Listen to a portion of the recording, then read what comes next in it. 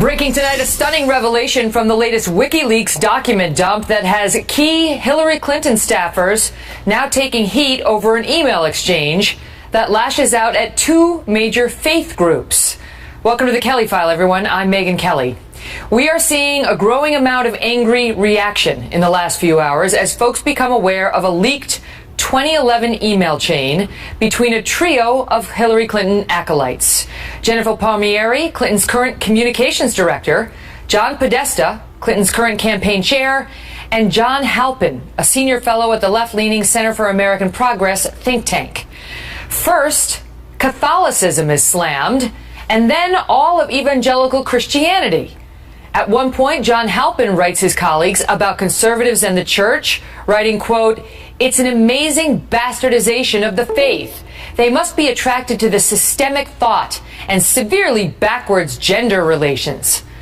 Clinton campaign manager John Podesta describes himself as a practicing Catholic. He does not respond directly to the conversation in the documents we have, but we're still waiting to hear the campaign's explanation for all of this.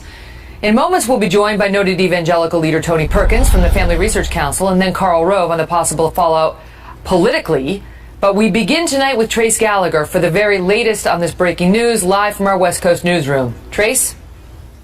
Megyn, the indication from these Catholic-bashing emails is that both Rupert Murdoch and the managing editor of the Wall Street Journal, Robert Thompson, decided to raise their children Catholic, not because of their religious beliefs, but rather for social and political benefits. Robert Halpin writes, quote, "It's an amazing bastardization of the faith. They must be attracted to the systemic thought and severely backwards gender relations and must be totally unaware of Christian democracy." Top Clinton aide John Podesta, who again is Catholic, did not respond. Jen Palmieri did, writing, quote, "I imagine they think it is the most socially acceptable, politically conservative religion. Their rich friends wouldn't understand if they became evangelicals." Halpin writes back, quoting, "Excellent point. They can throw around Thomistic thought and subsidiarity and sound sophisticated because no one knows what the hell they're talking about. Thomistic thought is the philosophy of St. Thomas Aquinas, subsidiarity the belief that things are better handled at a local level instead of a central government." The Catholic League responded to the email saying, quote, "These anti-Catholic remarks are bad enough, but it makes one wonder what else Clinton's chiefs and others associated with the campaign are saying about Catholics and Catholicism." We should point out this is a religious group the Clinton campaign should covet. A poll from the Public Religion Research Institute showed that likely Catholic voters favored Hillary Clinton over Trump 55% to 34%.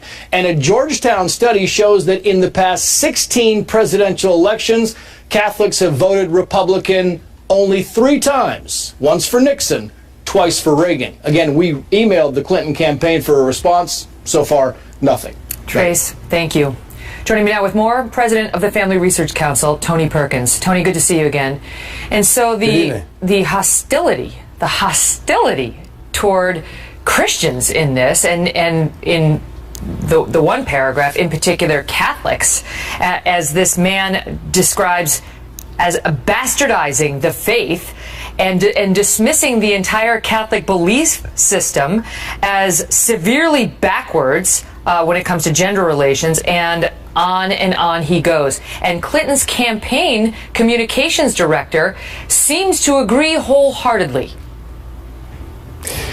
Megyn, this should be no surprise to those who listen to what Hillary Clinton says. Remember, this is the same elitist vineyard that gave us the term basket of deplorables, used going further even to say that they're irredeemable, which obviously is a concept that stands in stark contrast to what evangelicals and Catholics believe, as they believe and cling to the redemptive work of Jesus Christ.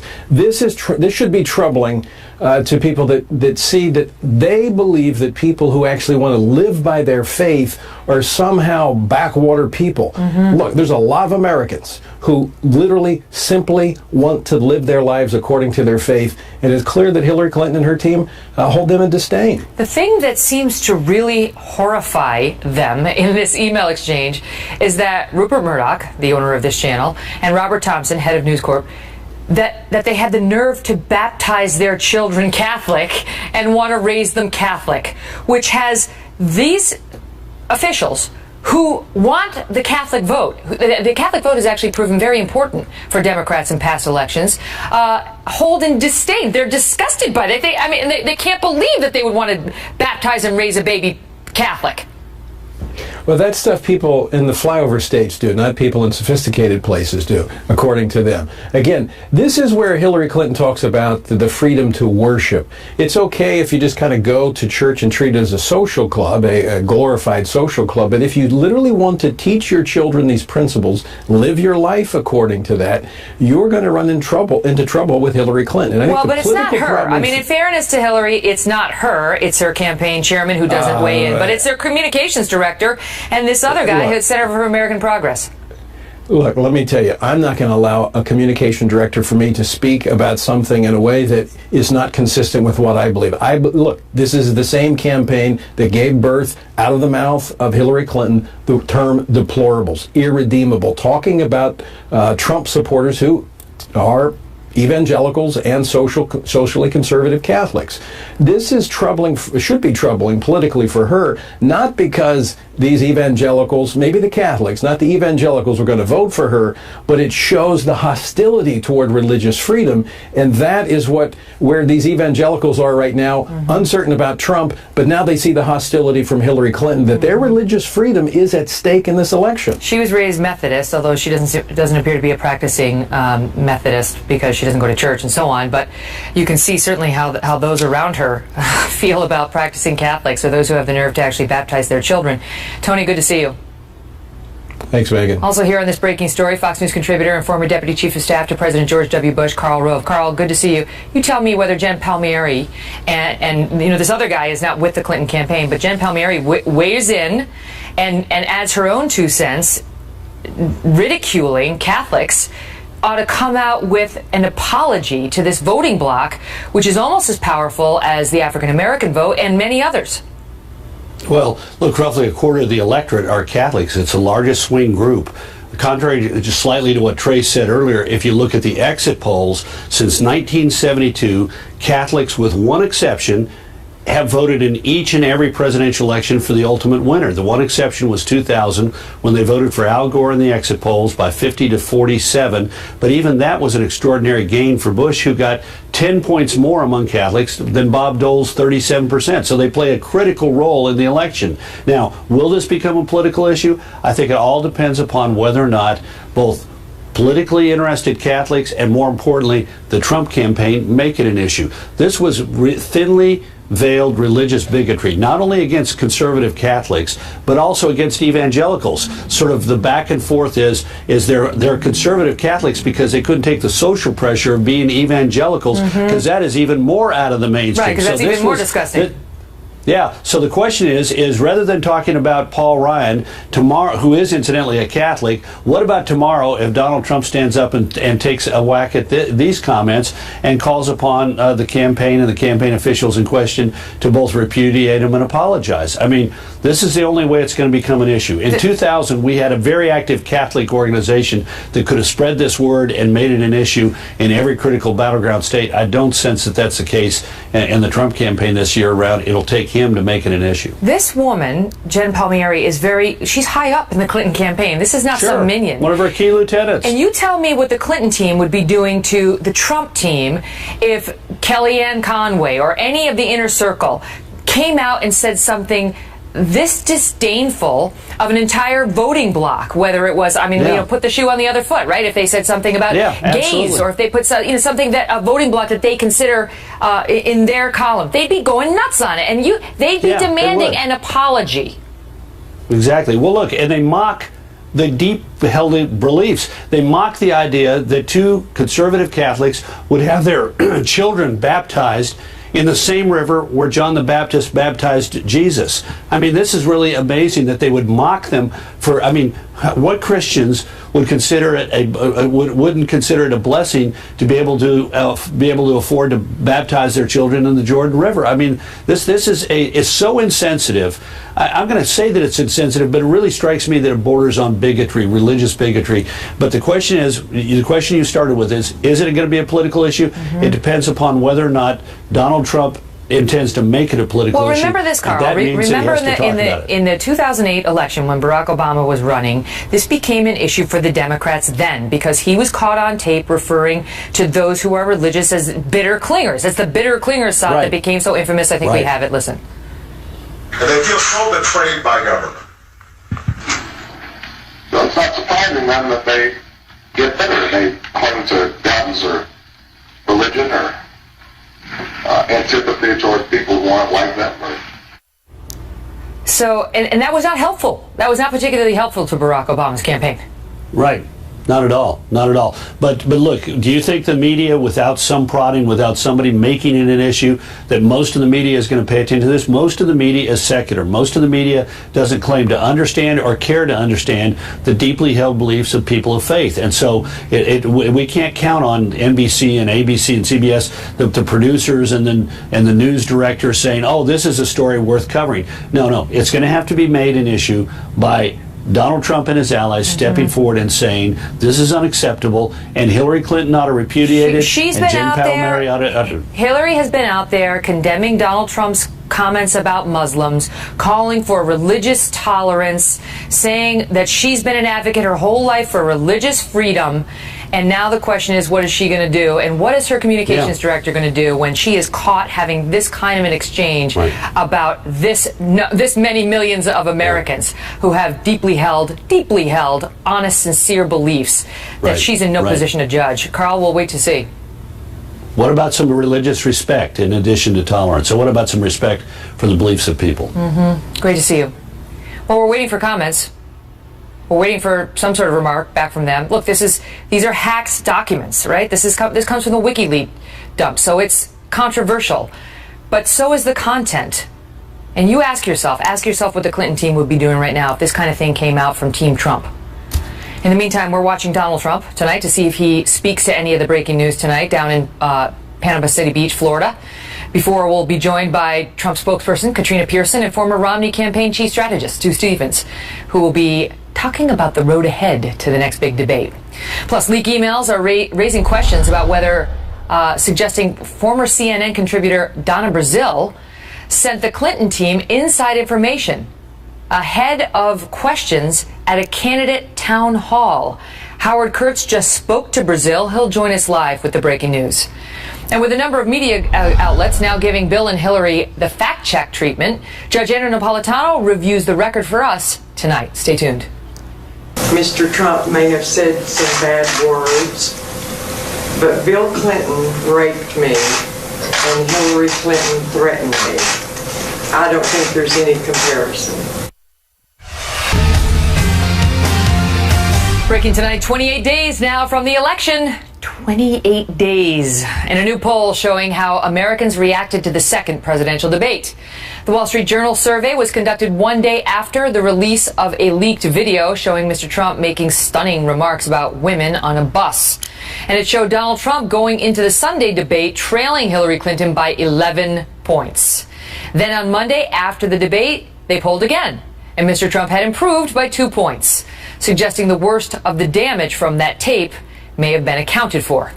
Tonight, Mr. Trump is in Florida, expected to hit the Clinton camp on the latest WikiLeaks revelations. In moments, we'll be joined by Stu Stevens, former chief strategist for Mitt Romney's 2012 presidential campaign. But we begin tonight with Katrina Pearson, Trump campaign national spokesperson. Katrina, good to see you. Can I just get your reaction to that story about the Catholic bashing? You know, this is not something that, is news to us. We've known Miss Clinton has had issues with many Americans, and Mr. Trump even said it at the debate, Megyn. He said she has hatred in her heart, and yes, these are her staffers, but this is a direct reflection of her. We've seen it in the way that she's addressed many other Americans here recently. All right, but let me ask you whether you think it makes any difference at this point, because we're 28 days out. Trump went up 2 points from the debate, but there is still a 9-point gap between the two of them. And, at this point in the 2012 election, we're going to talk to Romney's guy, Stu Stewart's in a moment. Romney was up by 1, and he still lost handily. Trump's down by 9. Well, in one of these polls you mentioned earlier, we're looking at, a 6 to 7 point margin of error, so I'll take that. Mr. Trump has closed a similar polls. gap you in with 1 the Trump week. team in love 1 week. the polls. You can't reject the ones Well, they are a snapshot that in time. we present to you just because and they're bad we for him. realize that. Well, no, they are a snapshot in time. We realize that. But as I just said, Mr. Trump has been able to close large gaps within 1 week, and that's exactly what's going to happen. This isn't going to be like a 2012. We have a candidate that's willing to fight for it. Not like the 2012 campaign. Mr. Trump is going to come out swinging, which is exactly what he's done today. What we is have he a doing fantastic to new ad that's out. What is he doing to add to his support base, which we understand is with him?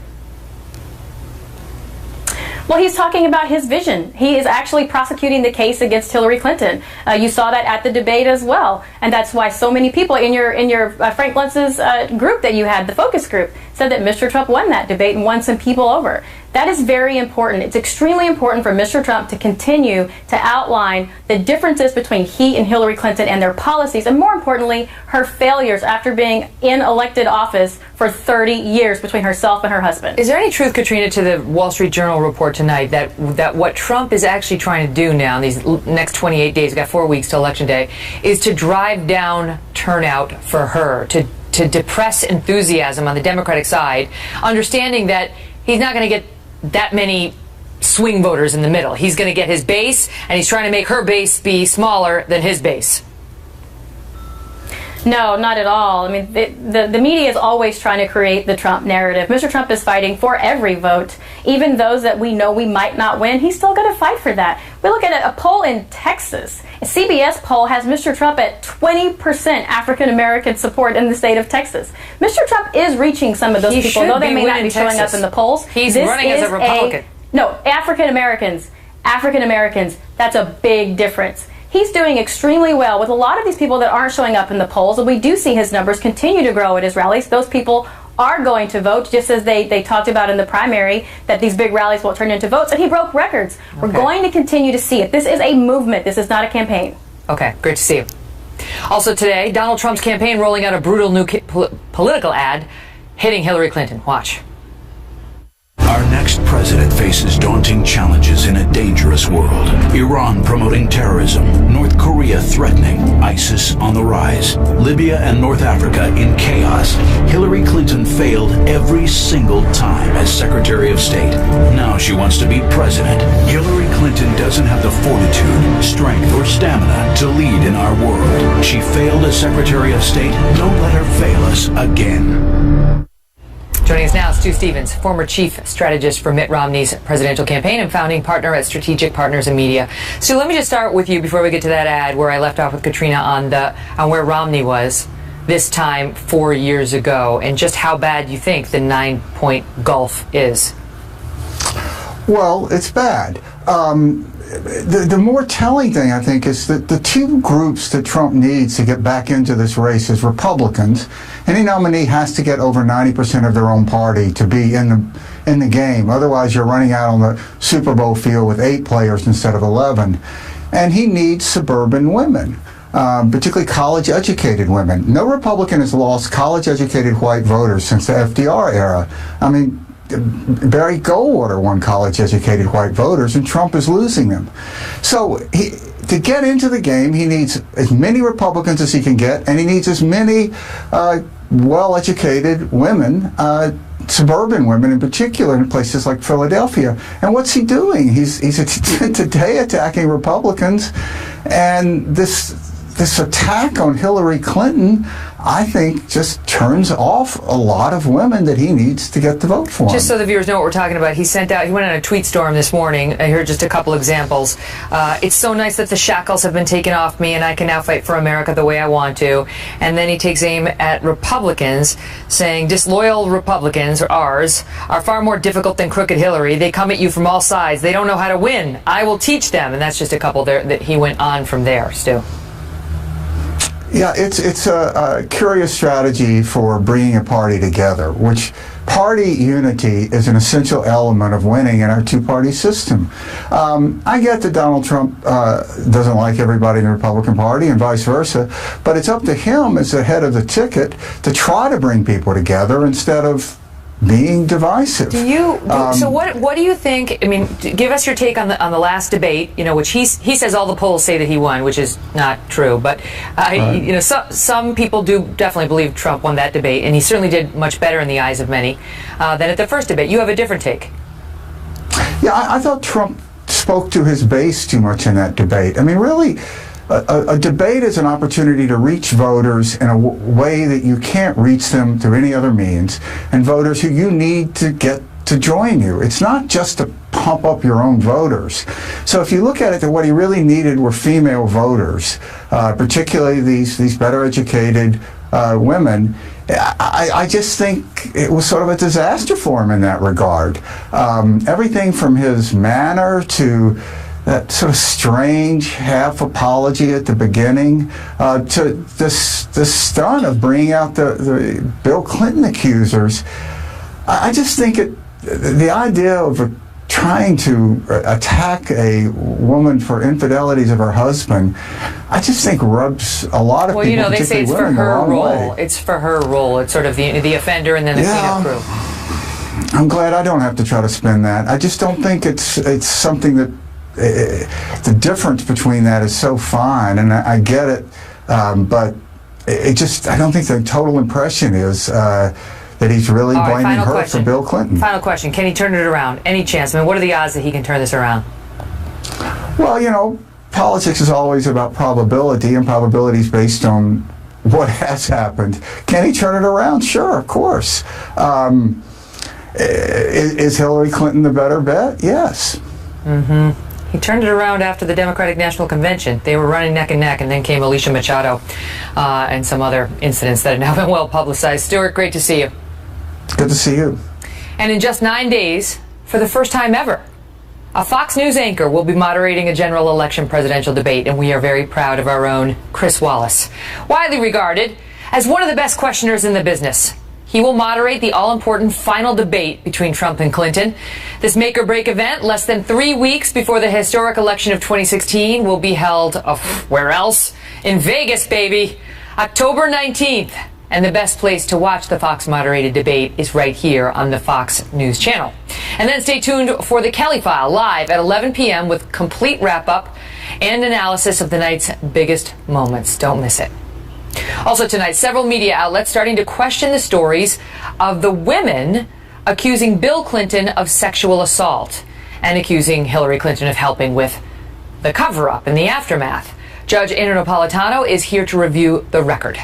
Plus, leaked emails are raising questions about whether CNN contributor Donna Brazile sent the Clinton team inside information ahead of the questions at a candidate town hall. Howie Kurtz just got off the phone with Brazile. He's now here, and he will tell us what the now head of the DNC had to say. Plus, we'll have reaction from Dana Lash and Richard Fowler on a busy night. Don't go away. This crooked media, you talk about crooked Hillary, they're worse than she is. They are so dishonest. Without the media, Hillary Clinton couldn't be elected dog catcher. I mean that. It's true. From the start of his campaign, right up until last night, Donald Trump has consistently accused the media of working against him. Now, Wikileaks has uncovered a number of emails that suggest perhaps there may have been some coordination between some well-known folks on TV and some high-ranking members of the Clinton campaign. We asked Howie Kurtz to investigate that charge. He's the host of Media Buzz on the Fox News channel. Howie, what'd you find? Hi, Megyn. Well, the latest batch of hacked emails disclosed by Wikileaks is causing headaches not just for candidates, but for journalists and commentators. Donna Brazile, the acting Democratic Party chair, is in hot water tonight over an incident last March when she was a CNN contributor. Brazile was the DNC's vice chair while working at CNN, but has temporarily suspended her network contract for now. The day before a CNN town hall with Hillary Clinton and Bernie Sanders, Brazile wrote the Clinton campaign, "From time to time, I get the questions in advance. Here's one that worries me about HRC. It involved the death penalty, with Brazile citing these statistics. 156 people have been on death row and later set free. Since 1976, 1,414 people have been executed in the U.S. And this was the town hall question. Clinton, since Since 1976, we've executed 1,414 people in this country. Since 1973, 156 who were convicted have been exonerated from the death row.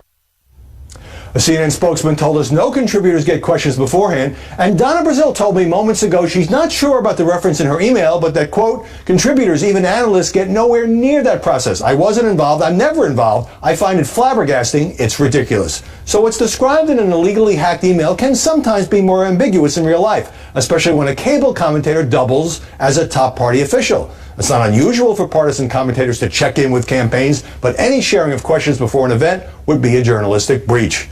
The Wikileaks dump also includes John Harwood, CNBC's Washington bureau chief, who drew plenty of negative reviews last year for the way he treated Donald Trump as a debate moderator. Let's be honest.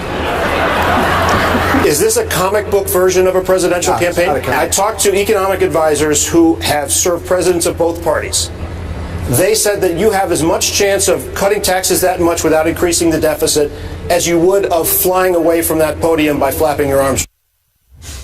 Now we learn that weeks after that debate, Harwood chastised the Republicans in an email to Hillary Clinton's campaign manager, John Podesta. Quote, I imagine that Obama feels some sad vindication at this demonstration of his years-long point about the opposition party veering off the rails. I certainly am feeling that way with respect to how I questioned Trump at our debate.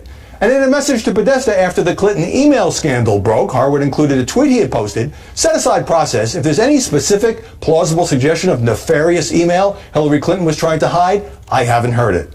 But Harwood and reporters like him attempt to build relationships with campaign officials to get scoops and interviews. And Harwood did try to book Podesta for CNBC. Megyn? Howie, thank you. Joining us now with more, Dana Lash, host of Dana on the Blaze TV, and Richard Fowler, a Fox News contributor now, yay, and nationally syndicated radio talk show host. Great to have you both. Good to be here, Megyn. Let's talk about this. Now, the thing with Brazile, I mean, I'll tell you this, as a debate moderator myself, I cannot imagine anyone at CNN ever leaking a question to anyone. I mean, it would be the height of unethical. I can't imagine it. And yet the question, as asked, and what was in that email, Dana, was almost verbatim.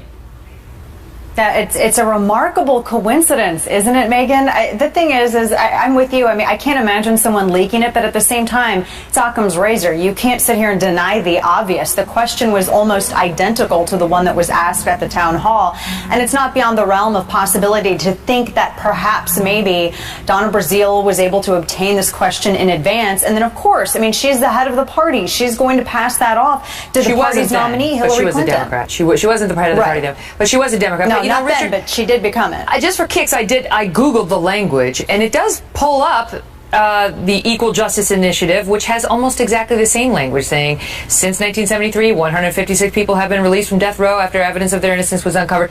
So this may be boilerplate language that, death penalty opponents have on their websites. We don't have proof to show collusion. We don't, Megyn, and let me tell you, let me be very frank on this one. I know Donna Brazile very, very, very well, and there's no stretch of the imagination that Donna would ever do anything like this, which is the reason why the party chose her to be the interim chair after the leak with Debbie Wasserman Schultz. So I dismiss this on face, just based on the reputation that Donna Brazile has to both me and many people watching tonight. Mm-hmm. But additionally, to a larger perspective, right? So there's this argument constantly pushed by the Trump campaign that we saw in the bump into this segment of the media being so crooked and being so awful and being so tainted. But if you look at the numbers, Megyn, Donald Trump has got more earned media than any candidate in recent history. But he wants it to be favorable. He wants it to be favorable coverage. But here's the thing. Any press is good press, is what you learn in journalism school, right? And number two, and I think the most important point is if the liberal media had so much power, why is it that Republicans still have control of the Congress? They still have control of the Senate. If the media, quote unquote, hated George Bush, but he won in 2000, he won in 2004. Go ahead, Dana. Respond to that. Yeah. Well, of course, we don't have the White House, unfortunately, and I think we've been fighting in spite of media bias. That's your fault, Dana, not ours. No, Let him it's respond. not actually, Go ahead, in Dana. fact. Come on, Richard. No, there's absolute media bias in network media. You know that as well as I do. There's also left outlets and right outlets that are both equally biased. But here's the thing.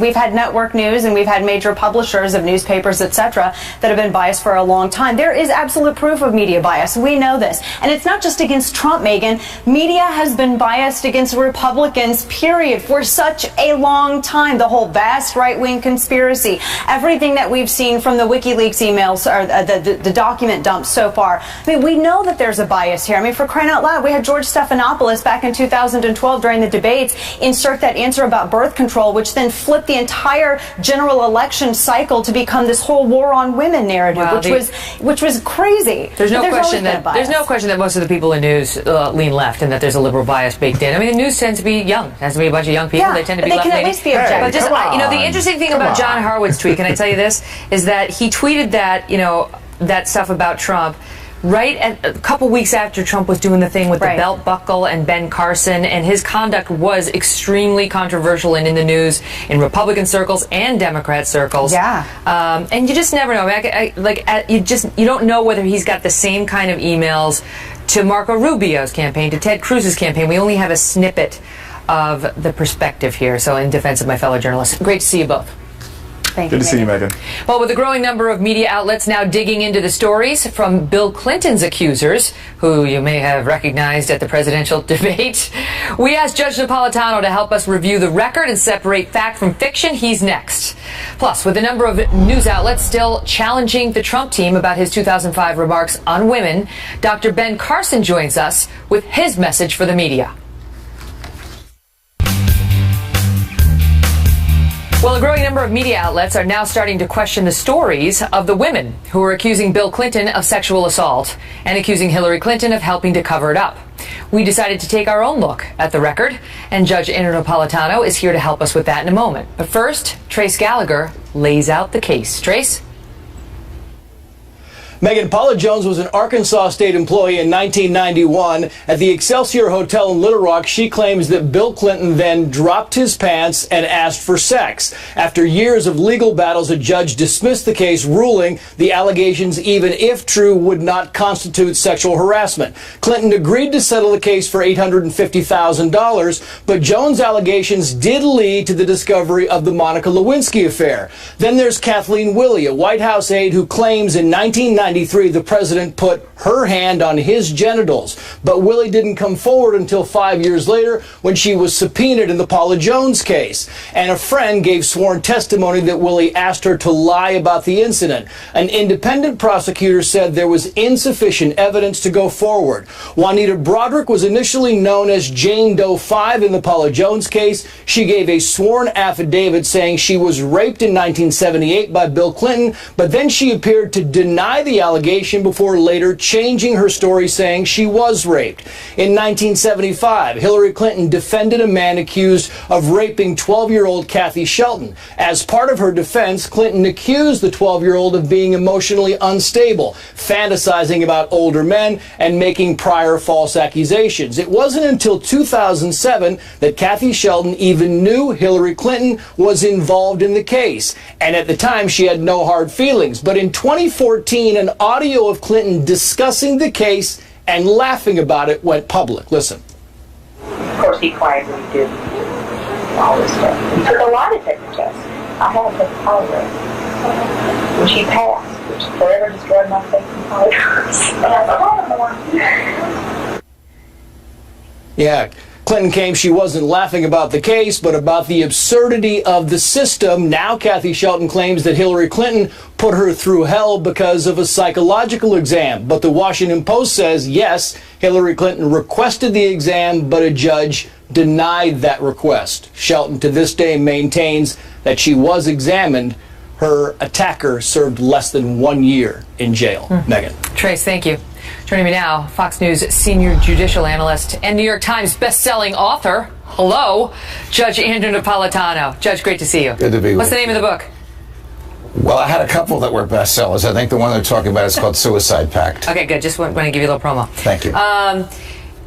So how do you, there's three that we're talking about here who are accusing him directly. One who is a rape victim whose attacker Hillary defended. The three that are accusing him directly are cases that were never proved or were alleged many, many years after the series of events. The only case in which Bill Clinton paid out any money was after the case was dismissed because they feared it would be reinstated and he'd have to go through, he was sitting president at the time, more testimony. The Paula in the Jones trial. settlement to me sounds like a nuisance value settlement. He paid her $850,000, And but the vast majority was legal fees. Correct. Only $200 went to her. Correct, and none of it was his money. It was all raised. That's what you do to get rid of these behalf. matters when you're Exactly. somebody like the President of the United Exactly. States. And I must. So we don't know whether these are true. We don't know that they're not true. We all know that we know that they all had serious problems with proof, which is why none of them ever were laid out before a judge and jury. Now, both Kathleen Willey and Juanita Broderick refused to come forward for some time publicly and then denied that he had done anything to them for some period of time. That, however, doesn't account for the fact that they may have been intimidated. He was a man of power. They may have been reluctant to do so. But where I get held up as a lawyer, you tell me, is that people want to condemn Hillary with not believing them and with, trying to silence them and get rid of them, get them out of the public picture.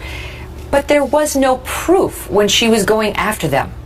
I got to tell you, I don't think Hillary is at fault in this case, in any of these cases. I'm gonna fall out of my chair because the judge is defending Hillary Clinton. Well, listen, we're not talking about emails here. We're talking about a wife standing by her husband when claims are made against the husband, as to which the proof is, as you say, lacking. Claims that were late, claims that lacked credibility, claims that were partially true, claims that were eventually retracted and then reinstated. What woman wouldn't stand by her husband in that circumstance? How about the child whose rapist Hillary defended? The file that Trace looked at and I looked at showed Hillary Clinton doing a professional job to defend him. She wasn't a serious, seasoned criminal defense lawyer, but she did what she had to do, what the law permits. Well, that's a first right here in the Kelly File. Judge Anna Napolitano, great to see you. Good to be with you, man. Coming up, Ben Carson and Donald Trump's son, Eric Trump. Stay tuned. I gotta use some Tic Tacs just in case I start kissing her. I'm automatically attracted to beautiful. I just start kissing them. It's like a magnet. I don't even wait. And when you're a star, they let you do it. You can do anything. Whatever you want. Grab them by the do anything. It's been just 4 days since those now infamous remarks surfaced. And Eric Trump, the son of Donald Trump, is offering a new defense for his father, telling a Colorado newspaper, quote, "I think sometimes when guys are together, they get carried away. And sometimes that's what happens when alpha personalities are in the same presence." He went on to say it's not right. It's not the person that he is. Joining me now, Dr. Ben Carson, Trump supporter and former presidential candidate. Dr. Carson, good to see you. You also said this is wrong, but also said it's locker room talk and that kind of banter goes on all the time. You tell me, listen, I think there's a real argument to be made that dismissing that kind of talk as just locker room talk and regular banter between alpha males is a very damaging message to be sending to our children, our sons and our daughters today, that dismissive tone and nature. Do you disagree with me? Well, it's not dismissing it. That's not what I'm doing. It is horrible. There's no excuse for it, and it's not acceptable. Here's the issue. The issue is our country is in a tremendous amount of trouble, and we're only a month away from the election. That's true, and but the point on the other side is that if you have a candidate who doesn't respect half of the country, women, that's also an issue. Listen to what I'm saying, because this is critical. The country can move in one of two different directions. The Democrats are going in one direction. The Republicans are going in another direction. Look at their platforms. This is huge, but I don't think the average person recognizes the vast difference between the two directions because they're focusing on this kind of thing. It doesn't mean that it's not important. That's subterfuge when everybody comes along and says, this is the most important thing and you can't forget. No, of course it's important, but when you're about to go off the cliff, you've got to take measures to make sure you don't go off the cliff, and then you deal with the other things. Do you think Trump was right to go after the Republican Party today? He had just managed, he was down at, I think, 74% of the party was with him after that video. Then he got it up to 89 after the debate, and then he attacks the Republican Party, who he needs to win. Well, you know, it's well known that the Republican Party always finds a way to snatch defeat out of the jaws of victory. Hopefully we can avoid it this time. We don't need the infighting. You'll notice that the Democrats disagree too, but they march lockstep. And it's so important. I wish the Republicans could learn that lesson. It's so critical because they've got to look at the future. They have 28 days to do so. Dr. Carson, always a pleasure. Thanks for being here. Okay, you too, Megyn. We'll be right back. Tonight. I too was raised Catholic and am Catholic, and I talk about my faith in my new book, Settle for More, out November 15th. You can pre-order it now, barnesandnoble.com, amazon.com, lots of behind-the-scenes stuff about TV news and Fox in general. Check it out.